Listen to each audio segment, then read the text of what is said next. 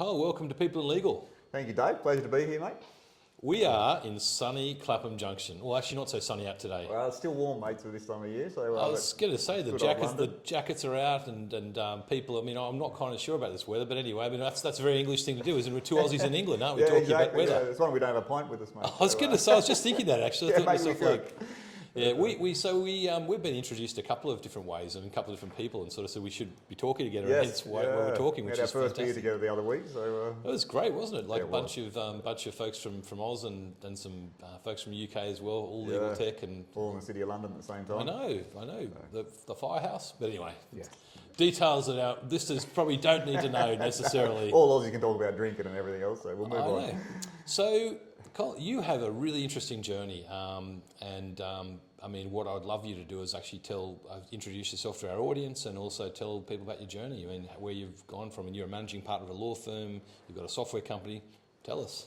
Yeah, perfect. The short story, born and bred Australian, try to keep the accent.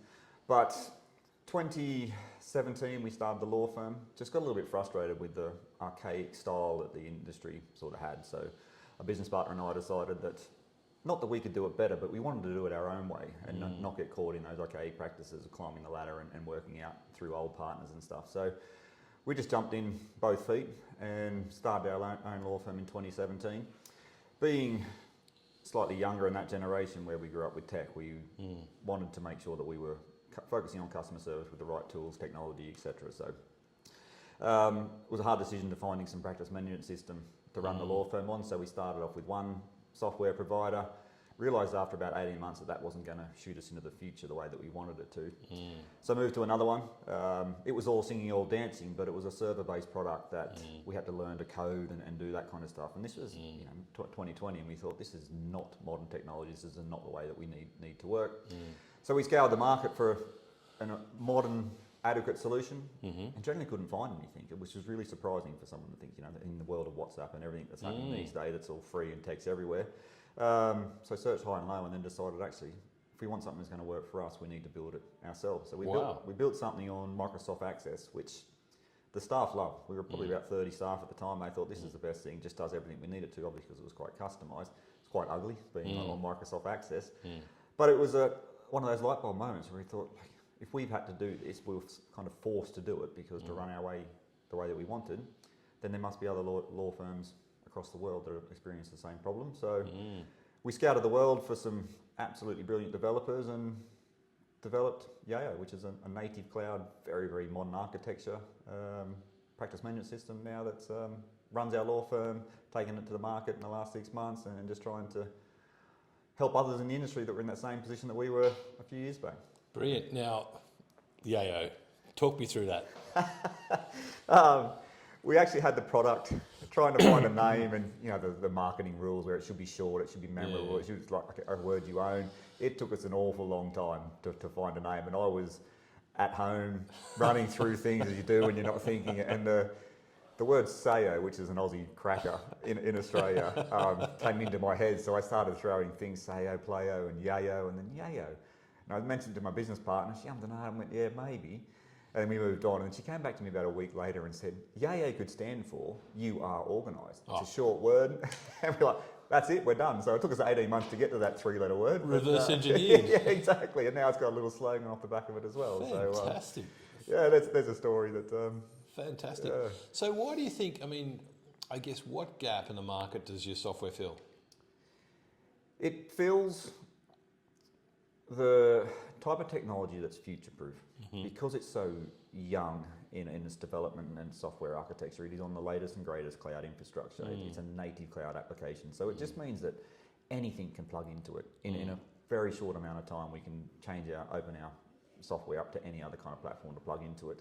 It's a really clean, simple interface because historically we're using tools that are 10 or 15 years old and there's reports and settings all behind the scene, and we just realised we don't need that. Like modern software, you don't need all those settings and hidden things. It just needs to be presented clear in a nice way that people can work. And the fact that it's so native cloud and allows all those integrations means that we can just build on top of it and develop it much further throughout the next 10, 15 years without it ever aging. And what kind of people work? I mean, I guess from point of view of technology, I mean, do you need specialists to actually implement this software? I mean, what kind of people could a practice manager pick it up easily and work with it and build out the workflows and implement the thing? Or what sort of people implement the software? Yeah, anyone, even those old managing partners that are not far from retirement. Wow. If they can use a mouse, it's a simple no-code platform. So it's just drag and drop, simple selections to add workflows, to add precedents. There's no zero coding required, which that should be the standard for any software these days. So it gets rid of, it's a bit daunting for some law firms that might have 3 or 4 people building their SQL databases and workflows because it's potentially going to put them out of a business. But it's really, really simple to use, which is a big focus. What kind of target market is it? Is it for, what would you sort of say the range of I guess folks in a law firm? Where's the best suit? It's best suited to mid-market because it's more than a case management system, it's a practice management system, so the reporting and all the dashboards and stuff are all there to run your business on. It back-ends into things like Xero, which are hugely powerful, and then Xero's got its own kind of web services that plugs into many, many other things. So the power it delivers can save a huge amount of time and energy from a management point of view, so mid-market. But in saying that, if you're a sole practitioner and you just want to forget about everything, then Yao can handle that as well. But, it's interesting because I mean, mid-market, people got different definitions for it. Where do you see mid-market? We see it in the UK and Australia. It's probably between that 50 and 300 mark, which is quite a range. Once you go above that, law firms generally operate in a slightly different way. But yeah, the fact that it's an all-in-one.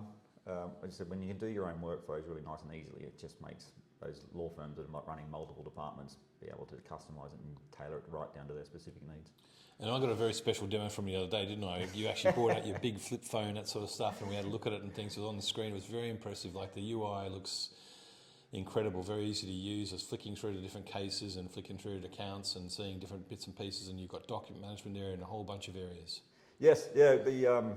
My business partner is a bit younger than I am, and she's female, and so grew up with things like Notion and Trello and all those really simple to use tools. So we've modelled it on that kind of style and design and approach. It just needs to be simple. And as I said earlier, it's getting rid of those hidden settings and clicking through things to find the right stuff. It's all just should be presented in a nice, simple way. So, and that makes your lawyers' day-to-day jobs a little bit less frustrating because it's almost a pretty interface that they're just floating in front of all the time, which can help with staff morale as well. So it's really interesting. You've got a solution that's been sort of born and bred through a law firm because you spotted a gap in the marketplace, something that you fulfilled your own need.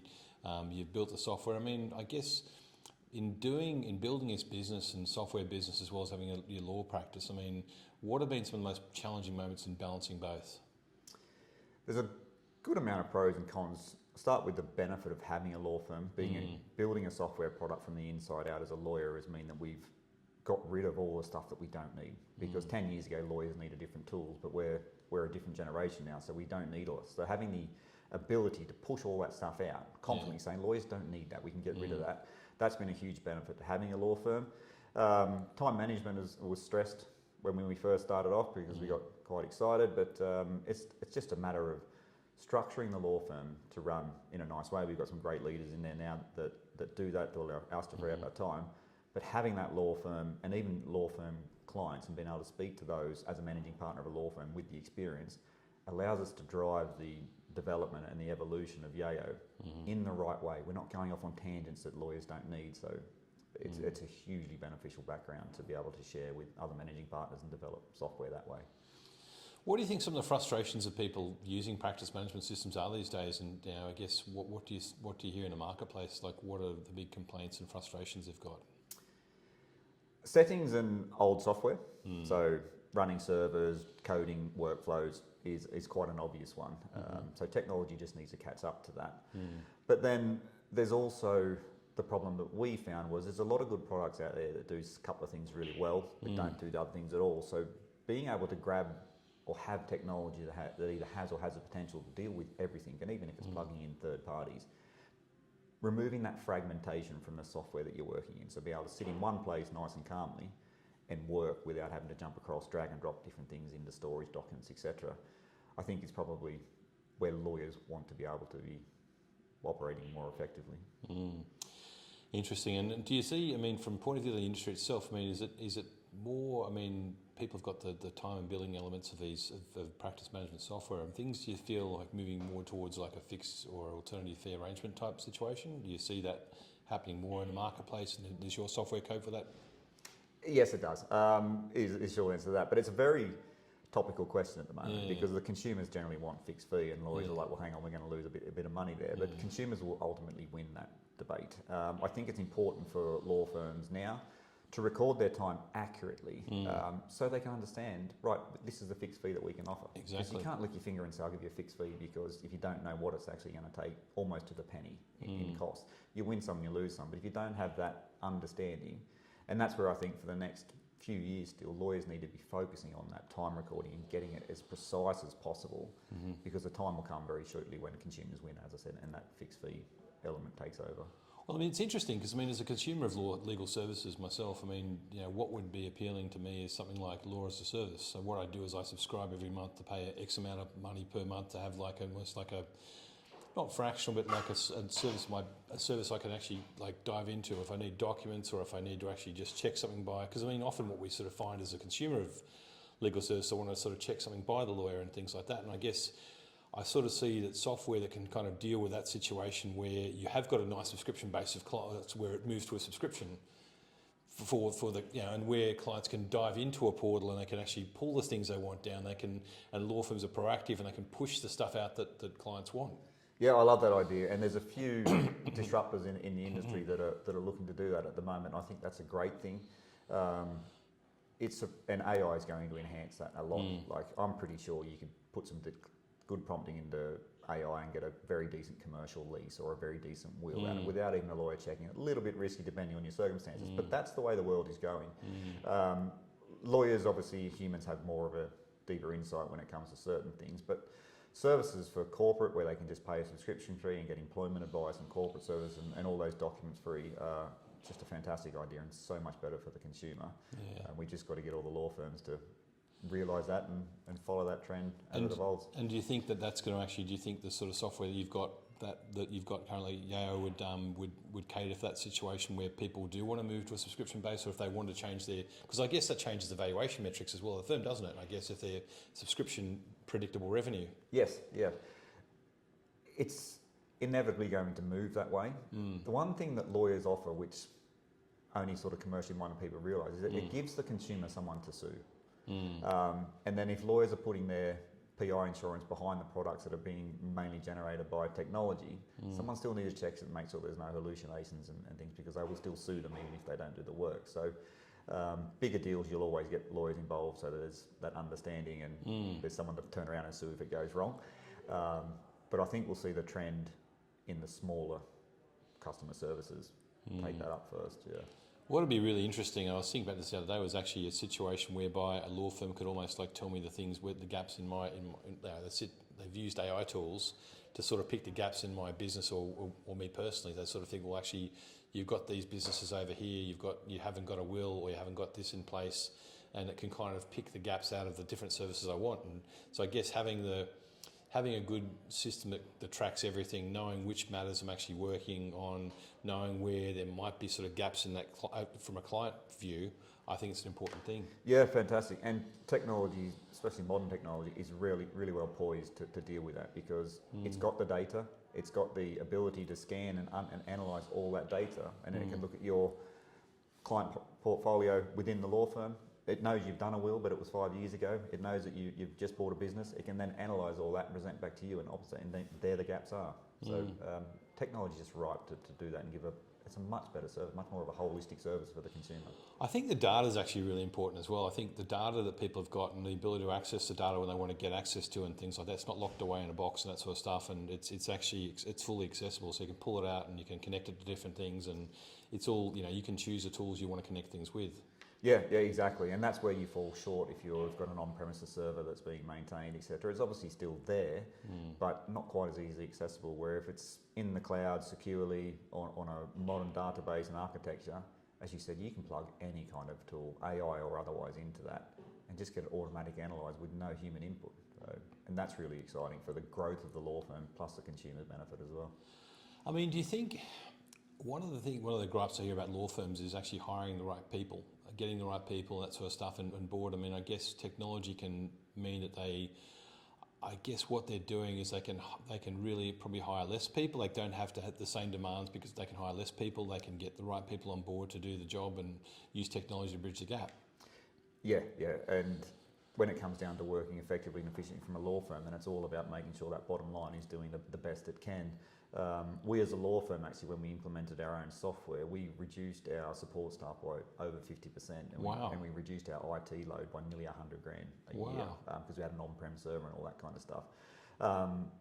But you also then need lawyers with the skill set to keep doing what they're doing, but also the appetite to jump in and explore and give feedback on this new software, because there's no point in me trying to design a software that I think works for everybody. The lawyers need to come back and be engaged with the software and excited about using it, and then that will open up just much better development, working styles, all that kind of stuff for the benefit of the law firm and the lawyer. I mean, one of the things, again, I've heard in the marketplace is that basically that some lawyers, they're used to using different types of software and styles of software, and what happens is that they're almost going to check that as part of their own process of doing due diligence in the firm to see if they work for them or not. Yes, yeah, that's right. It can be a huge step back if you're used to working in a firm that's got a decent practice management or any kind of software, and then that gets taken away from you because you move firms. You need to be moving forward. It's a bit like your mobile phone. You update it every few years, don't you? You never go back and think, oh, I like that old Nokia 3310, I'm going to get that back out, because you wouldn't be able to function. So you need to keep looking forward, and software vendors need to keep producing great stuff, and then law firms need to adopt it so that lawyers are happy and working more effectively as well. Just changing topics, and this is actually one of the bits that I think our viewers will be interested. You've got a very inspiring story. I mean, the other day we had a fantastic chat. We were talking about business, life, and those sorts of things. And I mean, you mentioned to me that you've had some personal things that have actually happened, that sort of stuff, and sort of we always liked on this podcast to tell inspiring stories about how people have actually overcome it. I mean, what you've done is you've had some obstacles, you've overcome those obstacles, and you built a software company, and you've actually got managing partner of a law firm. But tell us your story about what's happened to you. So I don't tell many people, I almost forget about it, but it was about 6 months, my business partner and I had started to map out opening the law firm and how we would do that. And I had to call her one day and say, listen, I've got to tell you something, I've just been diagnosed with a brain tumour. It's a good size, it's about the size of a small apple. And it was obviously it worried my wife and it worried my business partner and all that kind of stuff. The doctor told me it was going to be fine and they were going to take it out. He didn't say it was 100% going to be fine, but he basically told me he was going to take it out. And 5 weeks later they took it out, got a fair few staples in my head, and then recovery. And then it's now a non-event for me. It was something in the past, but at the time we were just about to start the law firm, so I got that X amount of months off to recover, and during that time I was doing all the compliance documents and all the kind of stuff that gave me the opportunity to do the regulation side of starting the new law firm. It also gave me a good excuse. I called my boss up at the time and said, obviously told him I've been diagnosed with this, I've got to take some time off. And then I called him up and said, I'm not going to come back. I'm going to actually go and start my own law firm. He was super supportive. He said, you know what, we might even close in our commercial department. You can take all the clients. Wow, so everyone around me was super understanding. And it kind of just kicked me in the right direction to say, life's a bit shorter than you realise. Because I think I was about 35 or 36 at the time. Maybe a bit younger actually, and I thought I was invincible as you do it, a 35-year-old Aussie, and then I realised that it's just a little tangent. There are little blips. You are getting older. You do have to sort of take a bit of time. You need to make the most out of life, and then ever since that was a turning point. But then you realise, right, I've started the law firm, and then we started a software company, and then you just get hungry to do more. You realise that life's getting shorter and you just want to become better at life. I don't want to become a better person, I'm all right, but I want to be better at life. And those are the kind of motivation things that can push you along. I mean, what people have these experiences, and I guess you just mentioned a fantastic phrase, better at life. I mean, what does that actually mean? Like, what does it, better at life? What learnings can people take from, what things can people take from those sort of experiences, do you think? What things should they be taking from those experiences? I think we stumble through life as a generation being quite complacent and looking for a complacent kind of relaxing kind of lifestyle. But humans aren't designed to be relaxed. You know, you go back to hunting and gathering and all that kind of stuff to get a bit philosophical. But the more engaged you are, the more you're excited about achieving little things every day, the better life becomes, and then it's a exponential kind of growth. The more you do, the more you want to do, the more you want to take on. And we started the law firm very naive, thinking this will be fun. It was hard work. We learned a lot of lessons on the way, and even now we're going through things like, let's just restructure. Everything is about making little changes every day to make life better, through work, through the software, through the law firm, with the family. Do something a little bit every day to make life easier, better, make the world a better place. You know, a bit cliche. You don't have to do a tiny bit to make every day better, and then you're more hungry tomorrow to do more than you did yesterday. So. I mean, when you build the massive software empire that you're going to build and things like that, where's it take you? What do you want to do? Growing up on the coast of Australia, I always wanted to retire and surf, but that's changed now. I feel like I want to be involved in more companies. I want to make the software the best it can be. I want to help the legal industry through the use of technology. I do want to have that beach lifestyle, but rather than retiring on a beach in Hawaii and surfing, I'd rather be somewhere relaxing on the beach and maybe in the Mediterranean, still working a couple of hours a day and things like that, and then again just becoming better at life even at 60, just doing things to make the world a better place, or make my world a better place that hopefully helps others as well. I really like something you said the other day, and unfortunately I've got this terrible ability of remembering things, and after a few beers I still remember a few things. But I really like what you're talking about with legal profession, and saying that actually really what happens is they should lean into legal tech and actually invest in legal tech. I mean, there's folks out there that could actually make legal tech better if they invested into it. So partners in law firms, look at these legal tech companies that are growing up and building and actually be part of the technology, and help them grow. Well, without a doubt, and that's the only way the entire industry is going to get better. You cannot ignore technology. We haven't been able to ignore it for a long time, but we're at a tipping point now that technology is about to lead the way when it comes to law firms. So every managing partner out there, every trainee solicitor out there has an idea that will make the industry better. It might be tiny, it might be massive, but until you lean into it, give that feedback, start working with software suppliers, or at least give them the feedback so everyone knows what steps to take in the right direction, then that's going to be hugely beneficial to the industry as a whole. So I don't know how we're going to encourage lawyers to do that, but I think the generations coming through are probably more appetite for that. I mean, I think to myself, if law firms, and you see it more now with I guess different law firms having sort of offshoots and software companies there. But I think to myself, like there's this tier or a layer of legal tech, like the ones that are scale ups and small startups and scale ups and things like that, where almost like I see there being potential for angel investors that coming from legal, like law firm partners and things, putting money into these sort of companies and actually shaping a future and being on their board and that kind of thing, and actually helping these guys grow. Oh mate, that mirrors our dream scenario exactly. As I said, we are a law firm that build a software, but we need now to engage the rest of the community. If we can so we're built by lawyers for lawyers is kind of our slogan, but if we can also be owned by lawyers and not have to take any outside investment, so that the people that are using the software are invested into, goes back to the last question about giving the feedback and actually leaning into the software. And what better way to lean in to have some skin in the game, and then we can keep making the industry and the products better from the inside out. And that's a rare opportunity that we're trying to capitalise on. I almost feel like that if the legal community invested into legal tech, it'd be better than your other professional or your other sort of more, your other professional investors like your private equity companies, VCs and things. I think if they back more into it and invest into that community more than the other professional companies, I think there might be a better result for the smaller companies. Without a doubt, because the motivations are at two ends of the scale. You take any private equity or VC company, their motivation is commercial gain, almost at all costs. So don't worry about customer services, or don't worry about what they're asking for. It might be a bit extreme.